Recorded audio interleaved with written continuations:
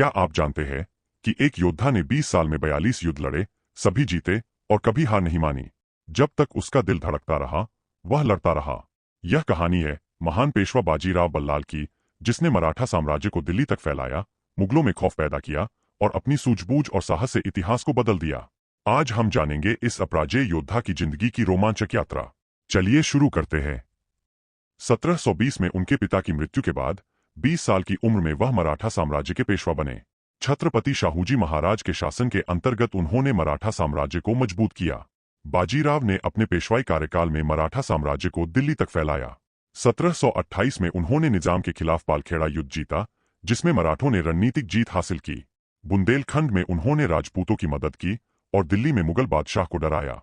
उन्होंने दक्षिण भारत से उत्तर की ओर अभियान चलाए, जिसमें गुजरात, मालवा और बुंदेलखंड शामिल थे। कुल 42 अभियानों में उनकी सेना ने सफलता प्राप्त की, जो मराठा साम्राज्य को मजबूत करने में सहायक रही।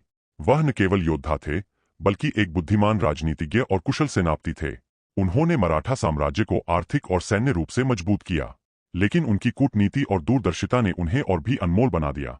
उन्होंने मराठा साम्राज्य को दिल्ली तक फैलाया, मुगलों को रोका और भारत के नक्शे को बदल दिया। 1740 को 39 वर्ष की आयु में महान योद्धा बाजीराव पेशवा का निधन हो गया। उनकी मृत्यु के बाद उनके पुत्र बालाजी बाजीराव ने पेशवाई संभाली। बाजीराव के योगदान ने मराठा साम्राज्य को दिल्ली तक विस्तृत किया और मुगल प्रभाव को कमजोर किया। इतिहासकार उन्हें एक कुशल सैन्य नेता और प्रशासक मानते हैं, जिनकी रणनीतियों ने भारत के राजनीतिक परिदृश्य को प्रभावित किया। उनकी कहानी मराठा इतिहास का महत्वपूर्ण हिस्सा है। बॉलीवुड ने उनकी कहानी को फिल्म बाजीराव मस्तानी में प्रस्तुत किया, लेकिन उनकी वास्तविक विजयों और वीरता को कभी नहीं भूला जा सकता। अगर आपको यह कहानी पसंद आई तो लाइक, शेयर और सब्सक्राइब जरूर करें।